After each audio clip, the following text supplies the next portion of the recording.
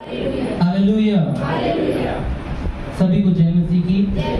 प्रभु यीशु मसीह के पवित्र नाम से मैं आप सभी का स्वागत करता हूँ। जितने हमारे पुराने विश्वासी जो आते रहते हैं, आपका भी, और कुछ चेहरे नए दिख रहे हैं, तो उन लोगों का भी मैं स्वागत करता हूँ। आप लोगों का स्वागत है हमारी कलीसिया में। एक बार आप अपने स्थान पर खड़े हो जाएंगे। हम सब चाहते हैं कि हम सब आपका स्वागत करें।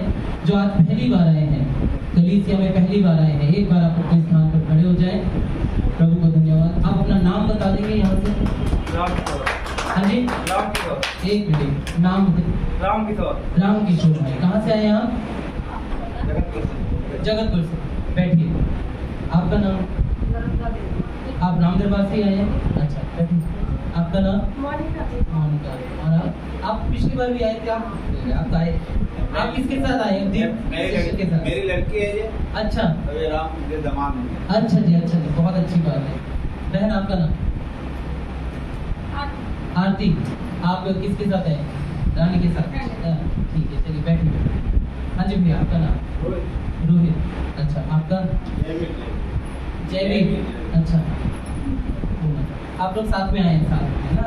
अरविंद, मेरे ख्याल से अरविंद के। चलिए, बहुत अच्छी बात है। तालियों से इनका स्वागत करेंगे। प्रभु को धन्यवाद। हमारे कलीसिया में कुछ और नए लोग आए हैं जिनको परमेश्वर की राह की जरूरत है और परमेश्वर की बताए हुए जीवन की जरूरत है। हम सब संसार में एक चीज को ढूंढ रहे हैं और वो है शांति। हर कोई चाहता है वो शांति।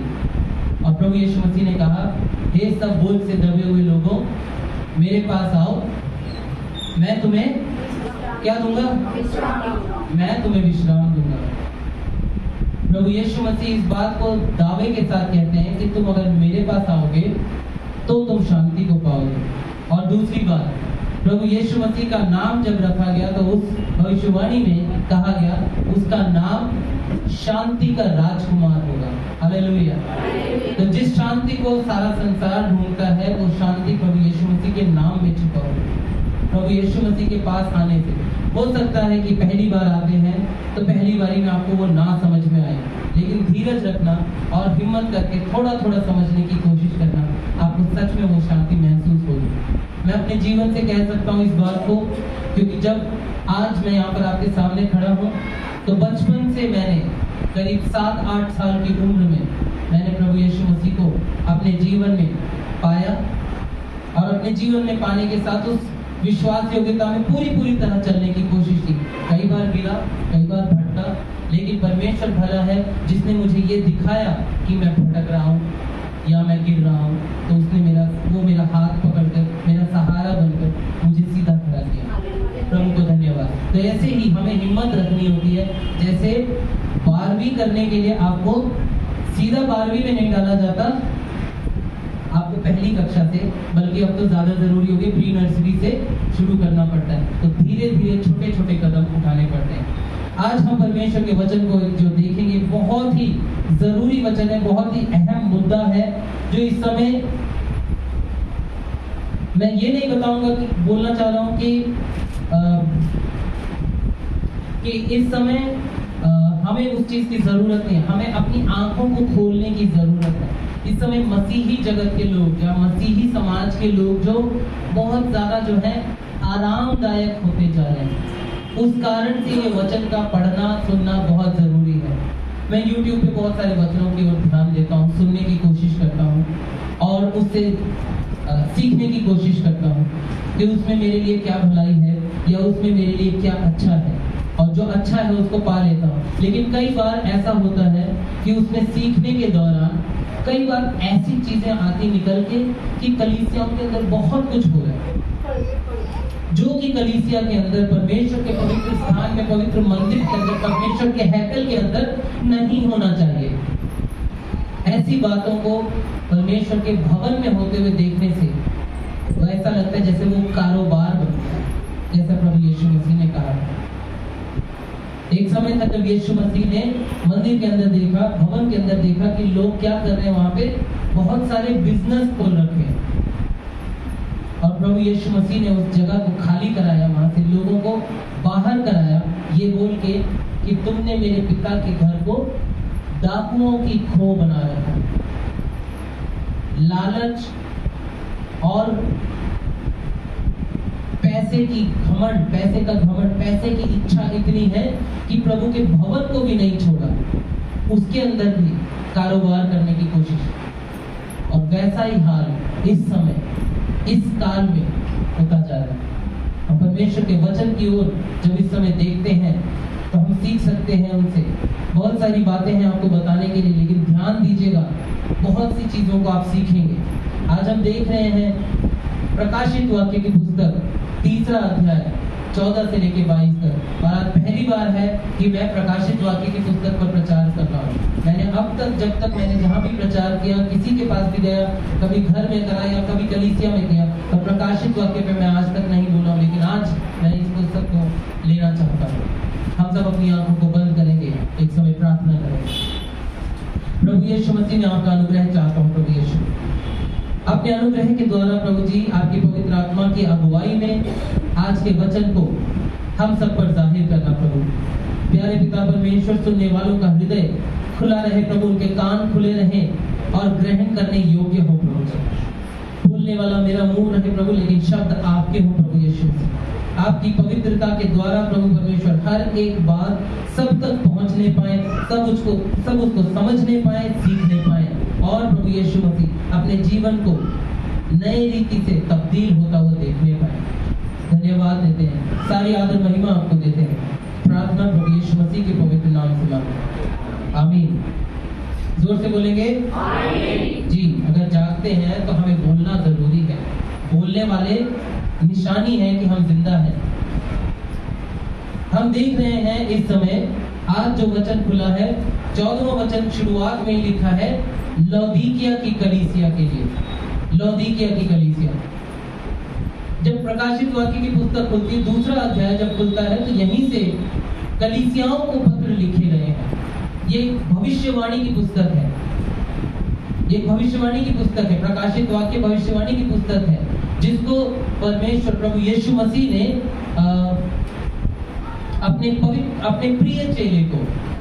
प्रिय चेले यूहन्ना को प्रभु यीशु मसीह ने ये बातें दर्शाई, दिखाई, और यूहन्ना ने उन बातों को इस पुस्तक में लिखा, प्रकाशित वाक्य में। तो 2 अध्याय से जब वो लिखता है तो वहां पर कई कलीसियाओं को लिखता है। स्मिर्ना की कलीसिया को लिखता है, पेर्गामुन की कलीसिया को लिखता है, ऐसी कई कलीसियाओं को लिखता है।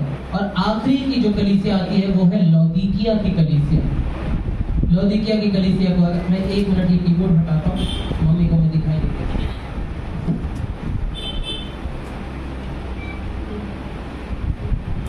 जी, तो लौदीकिया की कलीसिया के लिए यहाँ पे पत्र लिखा गया है। और लौदीकिया की कलीसिया को समझने के लिए आज मैं आपको कुछ और एक चीज नहीं दिखा रहा हूँ। आप लोग अपनी बाइबल का आखिरी पन्ना खोलें, आखिरी पन्ना। बहुत अद्भुत है, पता है, कल मैं तैयारी कर रहा था, मैं 2 दिन से तैयारी कर रहा हूँ, इसको बार बार तैयारी कर रहा हूँ। और कल रात को करीब 1 बजे मैंने इस चीज को नोटिस किया, इस चीज पर ध्यान दिया। जब हम आखिरी पन्ना, आखिरी अध्याय नहीं, आखिरी पन्ना, आपकी बाइबल में आपने इस चीज की तरफ कभी ध्यान नहीं दिया कि आपकी बाइबल में दुनिया का नक्शा भी बना हुआ है। हमें वो नक्शा खोलने की जरूरत है।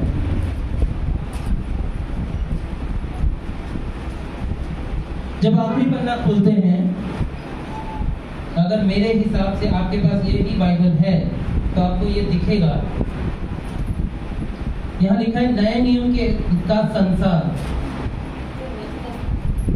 ईसा सदी 50 के आसपास। तो ये वाला मैप है। अगर आपको नहीं दिख रहा है कोई बात नहीं, मैं आपको ये दिखाना चाहता था, क्योंकि यहाँ पर उन कलीसियाओं की स्थापना हुई, अगर हम ध्यान से देखें तो ये बीच वाला जो इलाका है, जहां मैंने उंगली रखी है, अगर आप इस तरफ को ध्यान से देखेंगे तो आपको पता चलेगा कि यहाँ पर उन कलीसियाओं के नाम लिखे हैं, उन जगहों के नाम लिखे हैं। आप ध्यान से देखेंगे तो वहां पे स्मुर्ना लिखा है, पेर्गामुन लिखा हुआ है, थुआतीरा लिखा है, सार्दीस लिखा हुआ है। और जहां हम इफिसुस देखते हैं, इस नक्शे में जहां आप इफिसुस देखते हैं, उससे जरा सा थोड़ा सा राइट साइड में ही लौदीकिया की कलीसिया की स्थापना हुई। लौदीकिया जो शहर है, ये शहर लगभग 250 ईसा सदी में बना, और इसीलिए आपको लौदीकिया यहाँ पर लिखा हुआ नहीं मिलेगा, इसीलिए आपको लौदीकिया इसमें नहीं दिखाई देगा। लेकिन मैं आपको बता रहा हूँ, इफसुस जहाँ लिखा हुआ है, इफसुस जो शहर था उसके ही नजदीक में था लौदीकिया। यूहन्ना को परमेश्वर ने, प्रभु यीशु मसीह ने ये दर्शन देकर कहा कि इन सारी 7 कलीसियाओं को पत्र लिखना जरूरी है। लौदीकिया की कलीसिया को जब पत्र लिखा गया तो लौदीकिया की कलीसिया के लिए कोई अच्छी शुरुआत नहीं लिखी। हम बाइबल को जरा खोलें, 14वां वचन पढ़ना शुरू करना रॉबिन। लौदीकिया की कलीसिया, थोड़ा जोर से पढ़ना, पीछे सुनाई नहीं दे रहा है। लौदीकिया की कलीसिया के दूत को ये लेख, जो आमीन और विश्वास योग्य और सच्चा गवाह है। ये ध्यान से सुनना, जो आमीन और विश्वास योग्य और सच्चा गवाह है और परमेश्वर की सृष्टि का मूल कारण है। परमेश्वर की सृष्टि का मूल कारण है। बताइए कौन है ये, किसके बारे में लिखा है ये बात किसके बारे में लिखी गई है? हाँ जी, नहीं, कान खोल के आपको ध्यान से सुनना। हाँ, ये प्रभु यीशु मसीह के बारे में लिखा है, जो आमीन और विश्वास योग्य और सच्चा गवाह है और परमेश्वर की सृष्टि का, और परमेश्वर की सृष्टि का मूल कारण है। सृष्टि यीशु मसीह के द्वारा ही बनाई गई। उत्पत्ति 1 अध्याय 1 वचन, आदि में परमेश्वर ने आकाश और पृथ्वी की सृष्टि की, वहां प्रभु यीशु मसीह के द्वारा हुआ।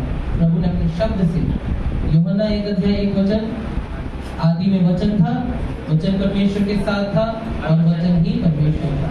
तो हम यहाँ पर देखते हैं कि वो यीशु मसीह के बारे में कहता है। आगे वह ये कहता है कि मैं तेरे कामों को जानता हूँ। प्रभु यीशु मसीह यहाँ पर लौदीकिया की कलीसिया के बारे में कह रहे हैं, और यूहन्ना उस पत्र को लिखते हुए उस कलीसिया तक ये शब्द पहुंचा रहा है, मैं तेरे कामों को जानता हूँ कि तू ना तो ठंडा है, कि ना तो तू ठंडा है और ना गरम। भला होता कि तू ठंडा या गरम होता। जी, इसीलिए कि तू गुनगुना है और ना ठंडा है और ना गरम, मैं तुझे अपने मुंह में से उगलने पर हूँ। आमीन। प्रभु यीशु मसीह यहाँ पर जब लौदीकिया की कलीसिया को, आपके जब घर पे एक पत्र आता था, अब तो नहीं आता पत्र, अब तो हम व्हाट्सएप पे ही हैं, तो जब पत्र आता था तो शुरुआत के शब्द क्या होते थे? हम शुरुआत के शब्दों को जल्दी से पकड़ना चाहते थे। हम देखते हैं कि क्या लिखा है। पहली बात क्या लिखा है? आप कैसे हो, घर पे सब कैसे हैं, यहाँ पे सब कोई अच्छे हैं, उम्मीद है कि आप लोग भी घर पे अच्छे हो। यहाँ प्रभु यीशु मसीह पहली बात बोल रहे हैं कि मैं तेरे कामों को जानता हूँ और तू ना तो ठंडा है ना गर्म है। अच्छी बात ही नहीं आई एक कलीसिया के बारे में। क्यों अच्छी बात नहीं आई? ये कलीसिया है, प्रभु यीशु मसीह की कलीसिया है। पवित्र बात होनी चाहिए वहां पे, अच्छी बात होनी चाहिए, जीवन की बात होनी चाहिए, सच्चाई की बात होनी चाहिए। यहाँ कह रहे तू ना तो ठंडा है ना तो गर्म है, मैं तुझे मुंह से उगलने पर हूँ। प्रभु यीशु मसीह कह रहे हैं। ऐसी क्या बात है? जब लौदीकिया की कलीसिया को हम समझने की कोशिश करें तो हम उसको फिजिकली समझें, यानी उस शहर को, उस जगह को समझने की कोशिश करें। मैंने आपको कहा लगभग 250 ईसा साल में उस शहर की स्थापना हुई, और जो उस शहर था वो एक किले के रूप में बनाया गया था। अगर आप पहले के जमानों का आपने हिस्ट्री अगर पढ़ी हो तो शहरों की शहर बना होती थी, दीवारें खड़ी होती थी, और उस दीवार को कोई भेद कर नहीं आ सकता था। उनके कुछ ही रास्ते होते थे जिससे उस शहर के अंदर आया जाया जा हो सकता था। मैं गलत कह रहा हूँ? कोई समझ रहे हैं बातों को? आप समझ रहे हैं? तो वो शहर बनाई होती थी। लौदीकिया शहर को एक किले के रूप में बनाया गया था, फिर भी वो सुरक्षित नहीं था। उसके 3 कारण थे, ठीक है। पहली बात तो ये थी कि उसमें जो था, उसका जो सोता था, यानी पानी का जो सोता था, लगभग 6 मील दूर, यानी करीब 10 किलोमीटर दूर पानी का सोता, मतलब 10 किलोमीटर दूर से पानी आ रहा है। अगर दुश्मन ने आकर के पानी का वो सोता ही कब्जा कर लिया या बंद कर दिया तो आप समझो शहर खत्म हो गया, पानी नहीं आएगा, ठीक है। और उसके पास 3 रास्ते थे, उस शहर से बाहर जाने के 3 अलग अलग रास्ते थे जो कि आराम से भेजे जा सकते थे। पहला रास्ता जो था वो इफसुस से सीरिया तक जाता था, और दूसरा रास्ता जो था वो पेरगामुन से पिसिदिया और पंफिलिया की तरफ जाता था, और तीसरा जो रास्ता था वो ट्रेड रूट था। ट्रेड रूट यानी जैसे व्यापार का रास्ता था, व्यापारियों का रास्ता था। तो व्यापारी लोग खास तौर में कारिया से लेके फुल्गिया के रास्ते में जो जाते थे, तो ऐसे रास्तों की ओर आना जाना उनका लगा रहता था। तो 3 रास्ते अगर होंगे तो कहीं ना कहीं से तो दुश्मन आ सकते, कहीं ना कहीं से तो भेदिए आ सकते, इस तरह से था। और एक व्यक्ति थे सर विलियम रैमसी, उन्होंने कहा लौदीकिया को अगर सिर्फ शांति प्रदान कर दिया जाए तो वहां पर बहुत ही अच्छा कारोबार किया जा सकता था, बहुत अच्छा कारोबार किया जा सकता था। और यही चीज रोमी साम्राज्य ने किया। रोमी साम्राज्य ने लौदीकिया शहर में आकर के शांति को प्रदान किया, और उसके कारण वहां पर 3 चीजें हुई, 3 बढ़िया चीजें हुई उस शहर में। लौदीकिया की कलीसिया में सबसे पहली चीज जो हुई वो हुई बैंकिंग, पैसे का कारोबार, धन का कारोबार। लौदीकिया में बहुत ज्यादा धन आया। लगभग यीशु मसीह के जाने के 61वीं सदी में वहां पर एक भूकंप आया था, और रोमी साम्राज्य ने उनकी मदद करने के लिए अपना हाथ बढ़ाया, लेकिन लौदीकिया के लोगों ने कहा हमारे पास धन है, हम कर लेंगे, हमें मदद की जरूरत नहीं है। दूसरी बात यहाँ पर बताया कि उनके पास कपड़ों का बहुत बड़ा कारोबार था, कपड़ों का। दुनिया उस जगह में दूसरे नंबर पे थी कपड़ों का कारोबार जो था, दूसरे नंबर पे। और वहाँ के लोग जो थे और वहाँ के जो कारोबारी थे वो अपने कपड़ों पर बहुत घमंड करते थे, अपने कपड़ों का रुतबा दिखाते थे, क्योंकि वहाँ कपड़े अच्छे थे तो वो खुद भी अच्छे कपड़े पहनना चाहते थे। और तीसरी बात, वहाँ दवाई सबसे अच्छी मिलती थी, खास तौर पे कानों के लिए और आंखों के लिए। मैंने अभी आपको ये 3 बातें जो बताई हैं, इन बातों का परमेश्वर के वचन से बहुत ज्यादा मतलब रखता है। ये बातें आप परमेश्वर के वचन में अभी आप देखने वाले हैं। यहाँ तक कि वहाँ की दवाई इतनी ज्यादा मशहूर, और यहाँ वहाँ के डॉक्टर इतने मशहूर थे कि उनका नाम वहाँ के नोटों पर, वहाँ की करेंसी जो थी उस पर छप जाता था। वहाँ के लोग इतने मशहूर थे डॉक्टर।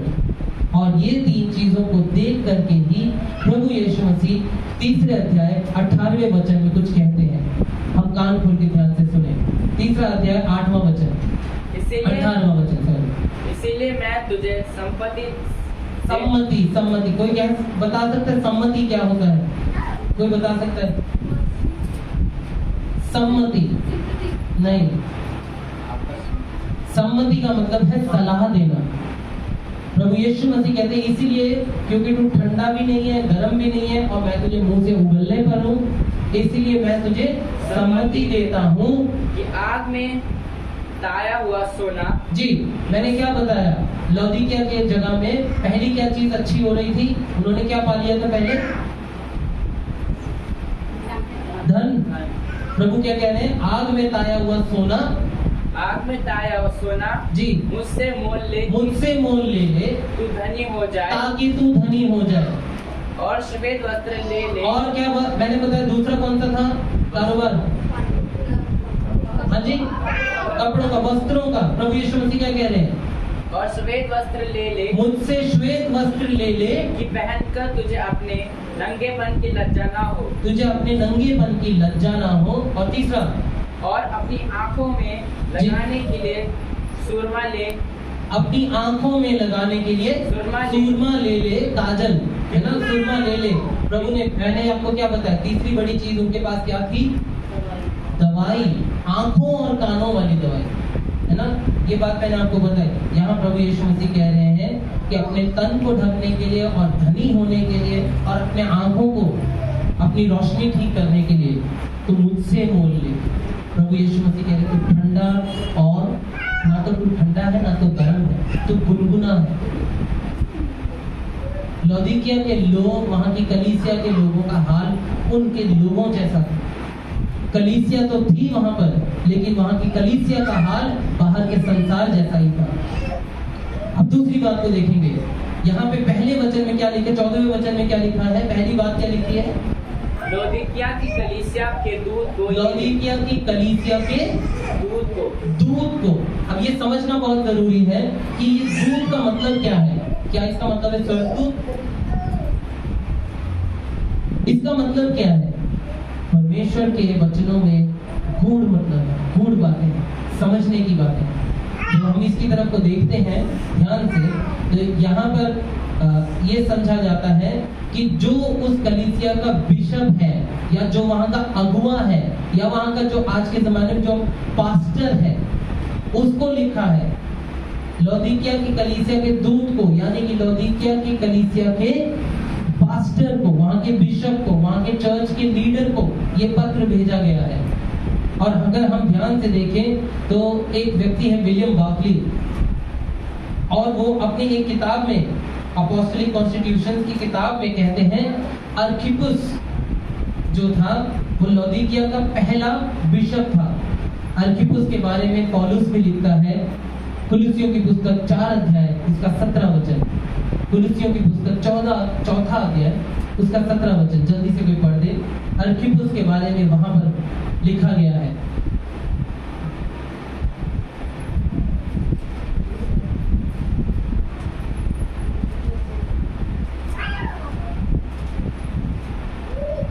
नहीं मिला किसी को अभी तक?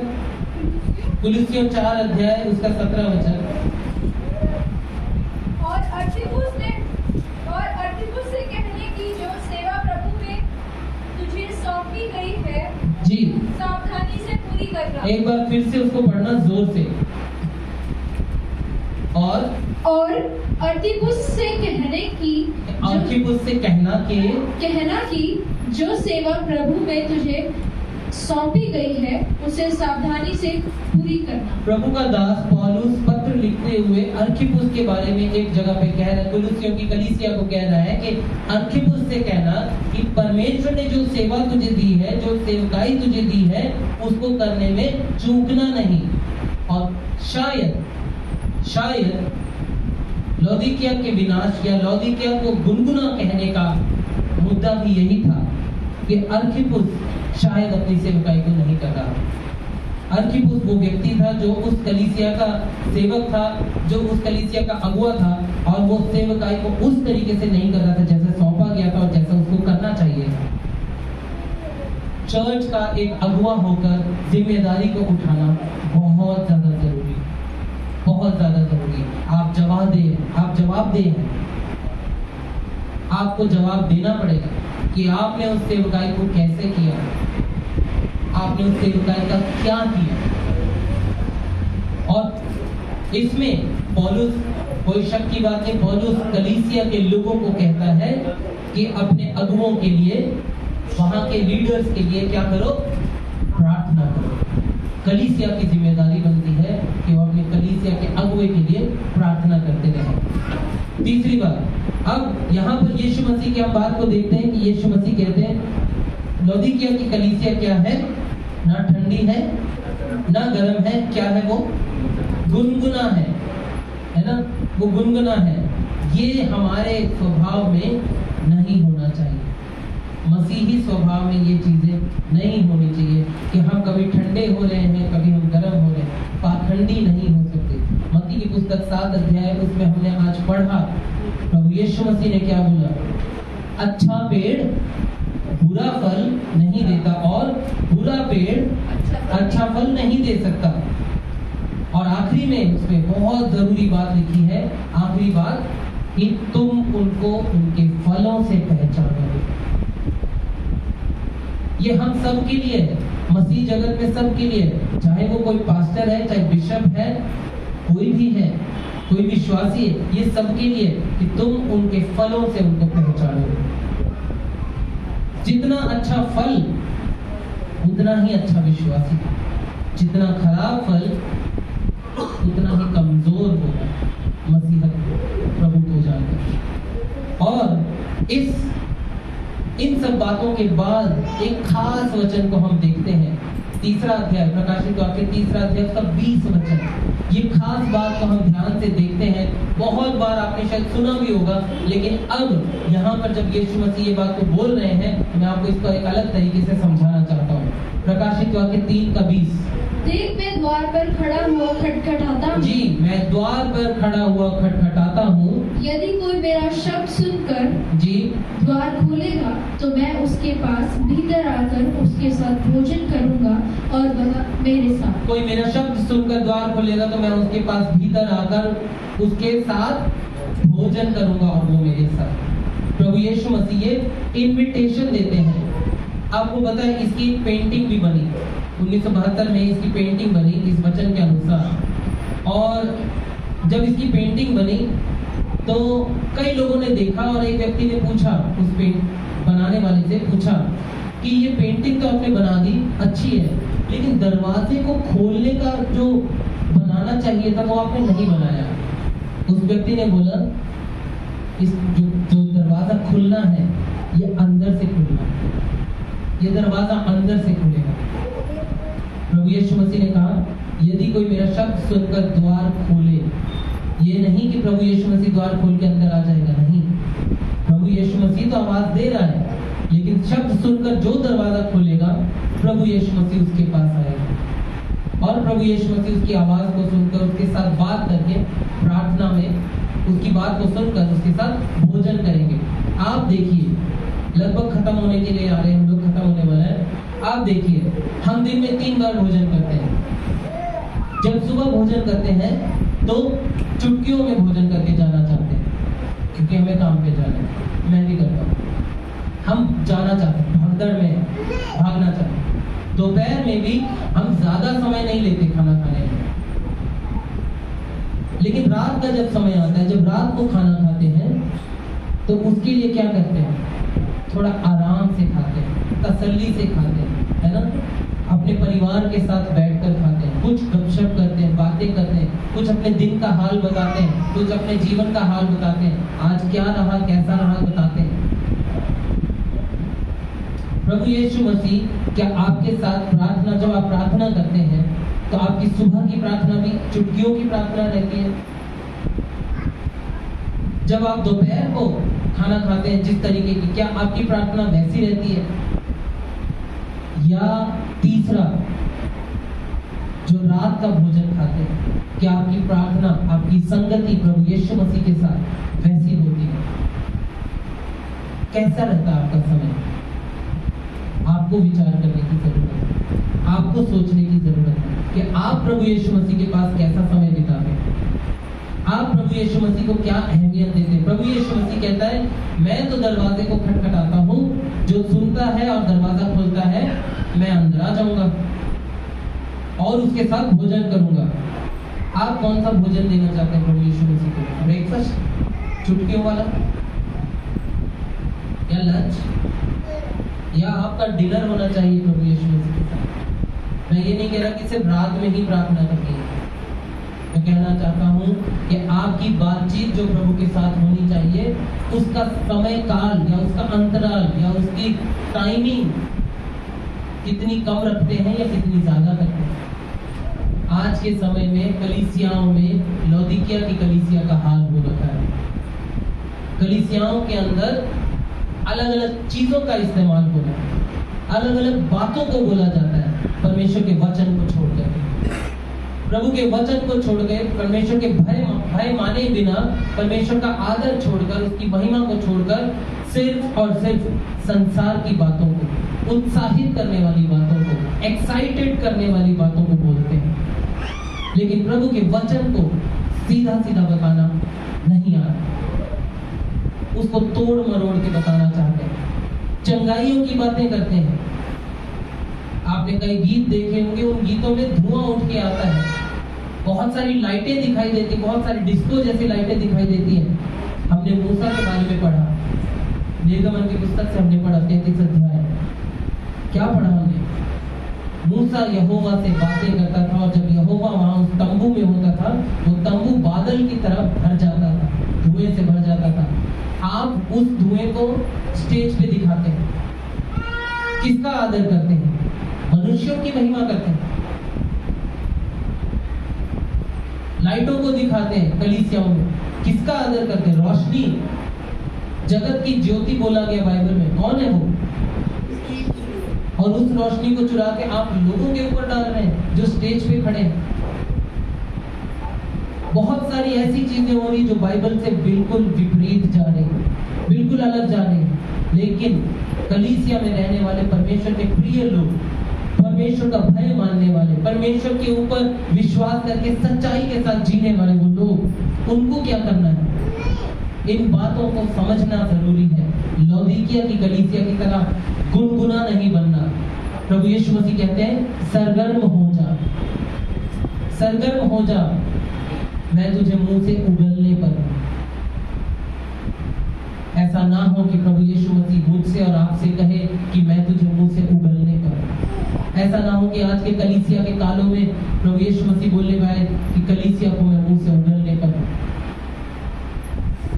अपने आप को जांचने की जरूरत है, अपने कलीसिया को सुधारने की जरूरत है, अपने व्यक्तिगत अपने जीवन को सुधारने की जरूरत है, अपना समय परमेश्वर के साथ देने की जरूरत है। प्रभु यीशु मसीह मुझसे और आपसे प्रेम करता है और हम पर अनुग्रह करता है, ये हम सब जानते हैं, बाइबल हमें बताती है। लेकिन उस अनुग्रह को व्यर्थ नहीं जानना है, उस अनुग्रह को तुच्छ नहीं बनाना है। प्रभु यीशु मसीह ने मुझे और आपको मुफ्त में उद्धार दिया, अपना लहू बहाया और मुझसे कुछ नहीं लिया, आपसे कुछ नहीं मांगा, सिर्फ इतना चाहता है कि आप उसके पास प्रार्थना करें और उसकी दी हुई आज्ञा का पालन करें। वो छोड़ के हम सब कुछ करते हैं। कलीसिया का काम यह है कि प्रभु यीशु मसीह की दी हुई शिक्षा को पालन करे और लोगों को पालन करने में मदद करे। लौदीकिया की कलीसिया के बारे में आज हमने देखा, अपने स्थानों पे खड़े हो गए। लौदीकिया की कलीसिया को आज आपने देखा है कैसे लौदीकिया की कलीसिया प्रभु के वचन को छोड़कर धन पर, कपड़ों पर, ऐसी चीजों पर, दवाई पर अपना ध्यान लगाती है। प्रभु यीशु मसीह कहता है कि मुझसे धन मोल ले, सोना ले ले कि तू धनी हो जाए, मुझसे श्वेत वस्त्र ले ले कि तू अपने नंगेपन को ढक ले, मुझसे सुरमा ले ले ताकि तू अपनी आंखों को लगाए और तेरी रोशनी, आंखों की रोशनी बढ़ जाए। मैं विश्वास करता हूं आज ये वचन आप में से कई लोगों के लिए होगा। शायद प्रभु यीशु मसीह ने आपसे बात की होगी। अपनी आंखों को बंद करें, प्रार्थना करें, अपने लिए प्रार्थना करें। प्रभु यीशु मसीह ने आपसे कुछ कहा होगा। आज का ये जो वचन खुला है, ये वचन व्यर्थ नहीं है। प्रभु हर एक वचन को यूं ही नहीं देता, उसका कोई अर्थ है। अपने लिए प्रार्थना करें, हम सब मिलकर प्रार्थना करें। जीवित महान परमेश्वर, हम आपको धन्यवाद देते हैं प्रभु जी, आपके अनुग्रह के लिए, आपकी शिक्षा के लिए। प्रभु परमेश्वर, लौदीकिया की कलीसिया से आज आपने हमें सिखाया है। लौदीकिया के उस समय में उनको आपने गुनगुना पाया और आपने उनको चिताया कि सरगर्म हो जाए।